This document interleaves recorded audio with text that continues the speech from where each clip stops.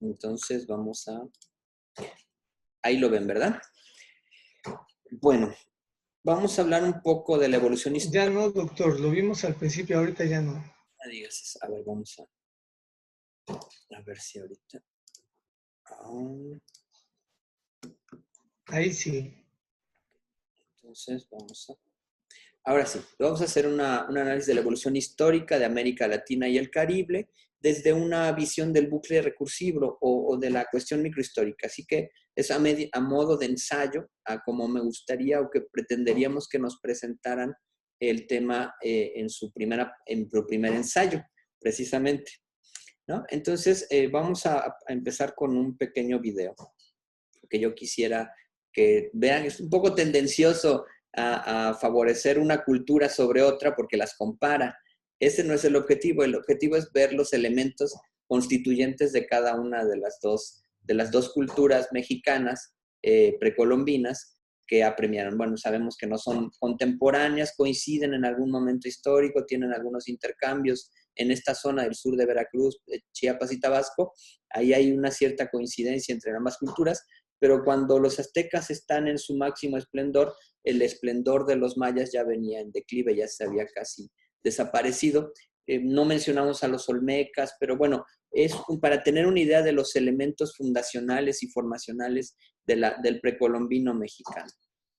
Al ver películas, series animadas o cómics realizados fuera de Latinoamérica, notamos que muestran alguna cultura prehispánica y la representan con elementos de otra cultura, como si fuera lo mismo ser inca que olmeca, por ejemplo. Y hasta astrólogos charlatanes usan la piedra del sol azteca para hablar del calendario maya. Claro, la maya y la azteca son culturas que se desarrollaron en México antes de la llegada de los europeos, pero confundirlos es como decir que los españoles y los alemanes son lo mismo, solo porque viven en Europa y a ambos les gustan los embutidos. ¿Cuáles son las diferencias entre mayas y aztecas?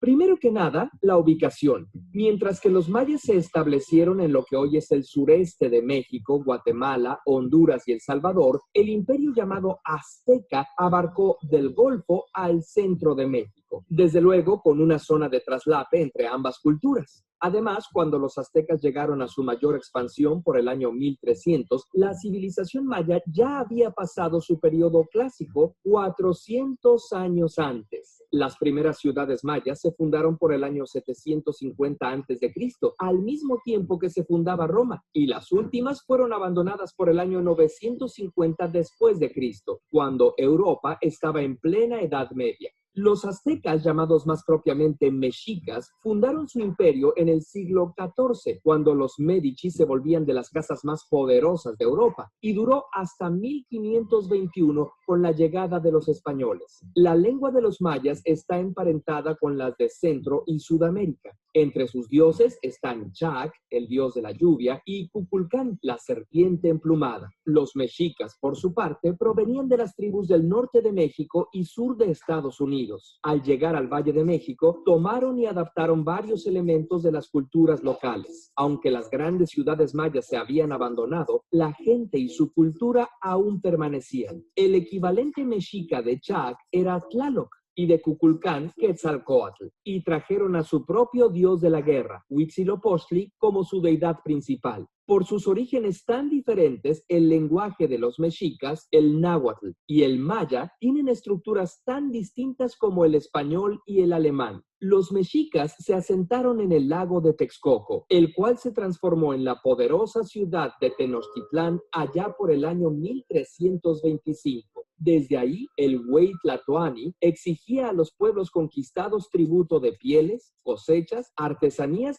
y jóvenes para sacrificios humanos. ¿Gulp? Los impuestos sí que eran peores en esos días. Los mayas nunca tuvieron un imperio consolidado, sino que eran una serie de ciudades-estado gobernadas por los sacerdotes, entre las cuales había comercio y constantes guerras. La cultura maya llegó a ser muy avanzada. Son el pueblo americano con el sistema de escritura más sofisticado. Usaban ideogramas, símbolos que significan ideas, y fonogramas, símbolos que se traducen en sílabas. Además, tenían el concepto del número cero, que les permitía hacer cálculos extremadamente complejos, con lo que predijeron el movimiento de los astros y construyeron pirámides más altas que los aztecas, o cúpulas y arcos que los mexicas no tenían, además de hacer espacios interiores más amplios. Los mexicas, a su vez, desarrollaron importantes tecnologías para la agricultura como las chinampas y canales para regar sus cultivos, o sistemas de drenaje que asombraron a los españoles tanto como el aseo personal, lo cual les permitió tener un ejército bien cuidado para sus conquistas. Cuando llegaron los españoles, la cultura maya residía en pequeños reinos y comunidades esparcidos en la península de Yucatán y Guatemala, mientras que el imperio mexica estaba en su máxima expansión. Con la ayuda de pueblos dominados por los mexicas y enfermedades que importaron, los europeos derrotaron al imperio azteca en pocos años, pero les tomó casi otros 100 conquistar a los pueblos mayas. Todavía en 1761, el maya Jacinto Canec lideró una rebelión indígena en Yucatán. De hecho, la herencia maya sigue viva en la actualidad. Los lacandones, zoques, tzotziles y tzeltales, entre muchos otros, aún hablan lengua maya y conservan sus tradiciones. En cuanto a los mexicas, tienen sus herederos en los pueblos nahuas que habitan el centro de México y su lengua, el náhuatl, está presente en el español en cientos de palabras, como coyote, tomate y chocolate. Así que la próxima vez que veas una película que no distingue mayas y mexicas, recuerda, mexicas, pueblo guerrero que dominaba el centro de México cuando llegaron los españoles. Mayas, antigua civilización de Centroamérica con afinidad por las matemáticas y la astronomía. Ambos pueblos continúan vivos en su cultura y en su gente. Curiosamente, las ilustraciones de este episodio las realizó Rui Fernando Estrada. Te invitamos a conocer su cómic en macoatl.com. Agradecemos tu contribución a través de Patreon y suscríbete.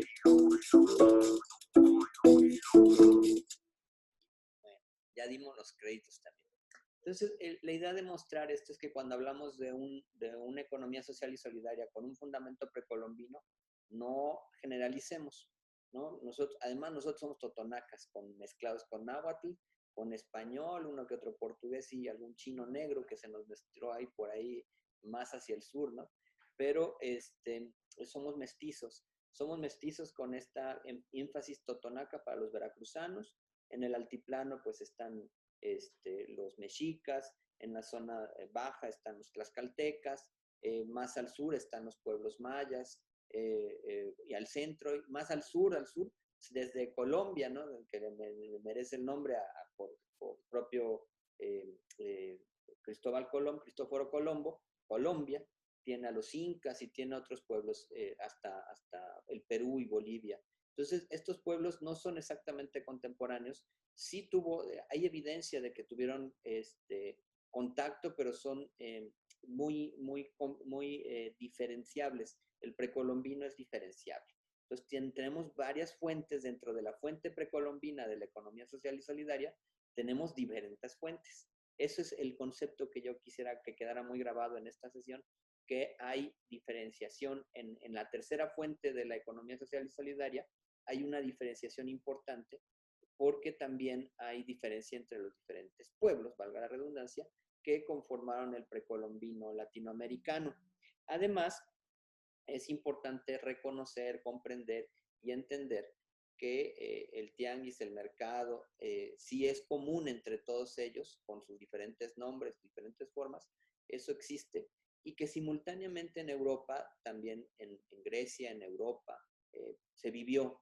Hay un momento donde también los mercados y la economía local eran importantes. La Venecia contemporánea al México precolombino, la Venecia era uno de los pueblos más importantes, los venecinos, la gente del Véneto, por Lisboa, eran puertos sumamente importantes que son simultáneos y ambos también vivían del comercio, ¿no? Hay pueblos, el oscurantismo europeo puede ser contemporáneo a todo el precolombino, bueno, todas esas fuentes del conocimiento y son simultáneas y emplean o suceden, aunque suceden de manera contemporánea y al mismo tiempo, tienen efectos diferentes en lo que nos interesa, en la economía social y solidaria, ¿no?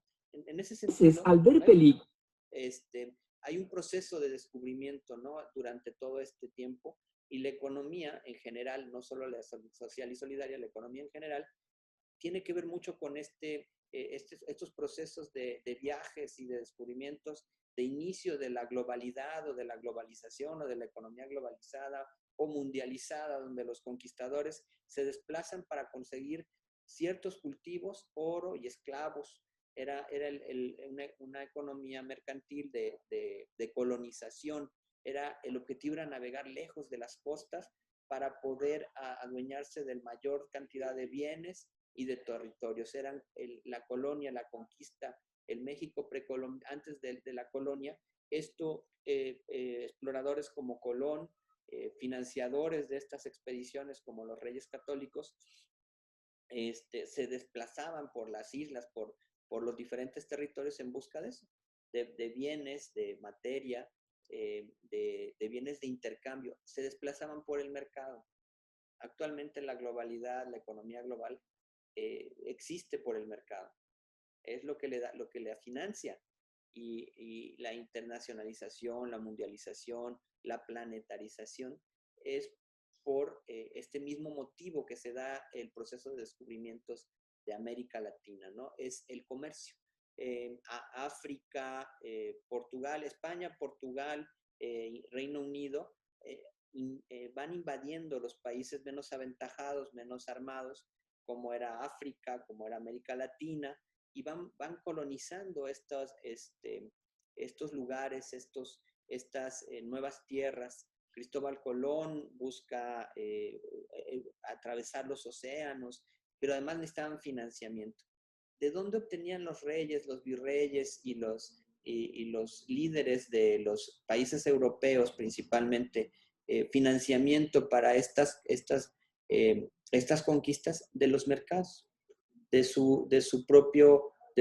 las primeras expediciones son financiadas principalmente por sus lugares de comercio, por estos puertos, les decía la propia Lisboa, Venecia, lugares donde se hacía gran cantidad de mercado. De ahí salía el recurso para que se generaran estas expediciones. Entonces, el mercado financió los 4 viajes de Cristóbal Colón, que llegó a África, que llegó a Cuba, que llegó a la República Dominicana actual, y ese tránsito, ese proceso de descubrimiento va tanto siendo financiada por los mercados, pero va generando nuevos mercados, ¿no? Esto que hablábamos de la segunda fuente de la economía social y solidaria, el catolicismo viaja con estas expediciones, ¿no? Ahí creo que se nos cortó ahí la transmisión. Esta segunda fuente de la economía social y solidaria, el catolicismo, la teología católica, viaja con estas expediciones que son verdaderamente violentas en muchos casos, ¿no? Colonialistas, pero de manera, se impone la cruz a base de sangre, ¿no? A base de enfermedades. Es común, algunos historiadores veracruzanos el propio, la historia de la propia historia de la colonia narra cómo los perros, los grandes, los mastines, eran capaces de destrozar a unos 10 o 12 indígenas, ¿no? Estaban plenamente entrenados estos perros para acabar con los indígenas durante la colonia. Y esta imposición de los preceptos católicos sobre las culturas tradicionales precolombinas es también muy importante. La bula papal, todo lo que tiene que ver la bula como donación, la posesión de tierras, quiero decir, con lo de la bula, la posesión de tierras que se descubren, ese reparto era la bula, y la apropiación, ¿no? de ciertos territorios, el territorio incluía a las personas, ¿no? El territorio incluía a quienes estaban viviendo en esos territorios conquistados. Y esta economía social tiene ese fundamento también violento. Primero, tiene varios pueblos diversos. Segundo, tiene esta fuente de imposición violenta, de mestizaje por la fuerza, por el uso de la fuerza, por la violación literal, ¿no? De las personas, el abuso sobre su personal. Y eso sucede tanto en África como en India, como en América Latina, y de acuerdo al colonizador, ¿no? También se imponía la lengua, por eso hablamos el castellano, ¿no? Somos mestizos, no lo hablamos exactamente igual que los españoles. Este mestizaje hizo que tuviéramos este idioma castellano como lo hablamos nosotros. Y no hablamos catalán, por ejemplo, no hablamos el castellano de Castilla. Así también Venezuela, Colombia, Ecuador, fueron colonizados y fueron explotados, principalmente por la búsqueda de oro y plata. Y los españoles empiezan a tener una suerte de abuso sobre el pueblo, sobre los pueblos originarios, sobre los pueblos colonizados. Y de hecho la palabra colonizado viene de Colón, ¿no? Donde Colón tuvo presencia. Los pueblos colonizados son sojuzgados, son de alguna manera impuestos esta violencia, y empieza a existir este tema de las capitulaciones, ¿no? Como una suerte de poner orden de quién tenía derecho a explotar qué. Principalmente les interesaba a la corona española poner las capitulaciones de la madera, del oro, de las piedras preciosas y de la riqueza en tesoros. Y se fueron imponiendo estas capitulaciones para poder financiar no solo las siguientes expediciones, para tener más presencia de España en las colonias, para defenderlas de otros pueblos, sino también para tener más protección, y mayor concentración de la riqueza. Cuando hablamos de colonia y neocolonialismo, estamos hablando de este mismo concepto, ¿no? De explotación, de extracción, no solo de riquezas materiales, sino de conocimiento, que actualmente se sigue dando, ¿no? La economía social reconoce esta imposición, esta colonización, este mestizaje derivado de esta llegada de Colón para todo lo que es América Latina continental, previamente la parte del Caribe. Ya netamente para hablar de la imposición de la conquista de América Latina y el Caribe, es importante ver cómo la entrada por el Caribe en 1500, cuando está el esplendor, como lo decía el video, el esplendor del pueblo azteca, y el hecho de llegar por la parte de la antigua, ya Hernán Cortés llegar por la parte de la antigua Veracruz, Villarrica, y esta parte cuando ven Quiahuistlán de los totonacas y piensan que ahí arriba Quiahuistlán es como un faro para Hernán Cortés, porque estaba pintado con huevo y con concha nácar, entonces brillaba como oro con el sol, era un panteón. Lo que le estaba trayendo a Hernán Cortés a la zona de Veracruz, desde Cuba hacia el puerto de Veracruz, era precisamente Quiahuistlán, y era un panteón, era donde enterraban los totonacas a sus muertos. Y llegaron y se establece en la antigua, ¿no? Y empieza a haber toda una suerte de ordenanzas. La característica de Hernán Cortés era su orden para poder establecerse en las localidades, su alianza en tierra firme con el pueblo totonaca, con el jefe gordo de Zempoala, que lo hace que vaya poniendo cierto orden. Sin embargo, todos en el reparto de la tierra, en el reparto de las encomiendas, los aztecas, perdón, los españoles empezaron a tener en América Latina empezaron a tener una suerte de división con la corona española, una suerte de hacer lo que ellos querían en América y no respetar tanto a la corona. Y eso les fue generando también mucha división.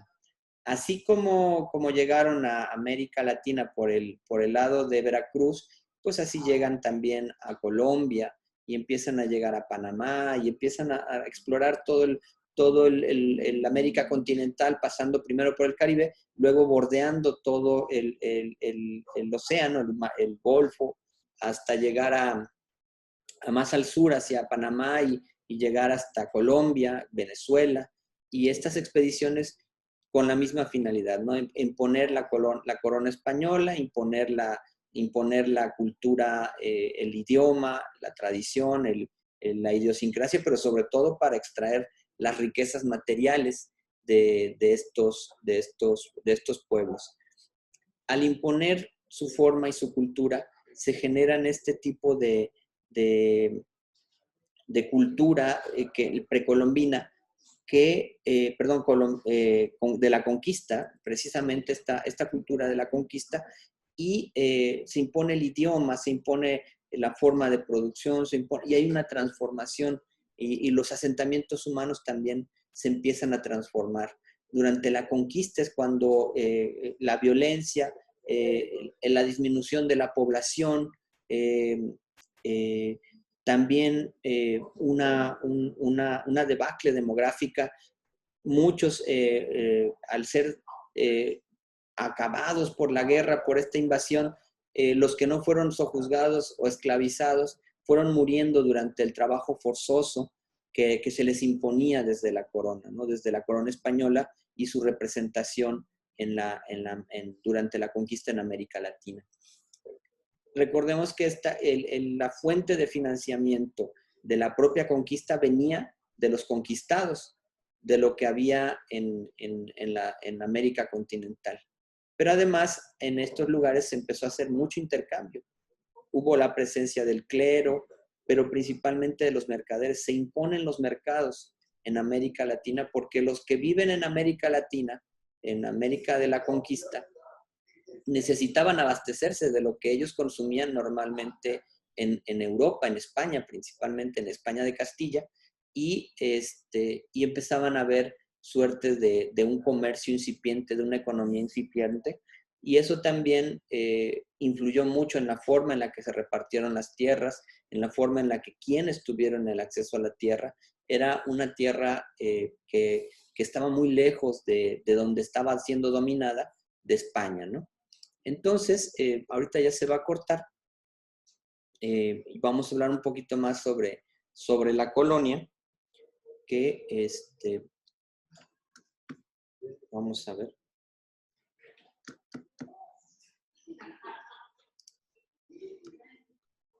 Ahorita que se corte, volvemos a ingresar, porque yo quisiera que pasáramos rápido esta parte, aunque nos faltan varios. Si quieren, nos salimos y entramos una vez. Sí, muchas gracias.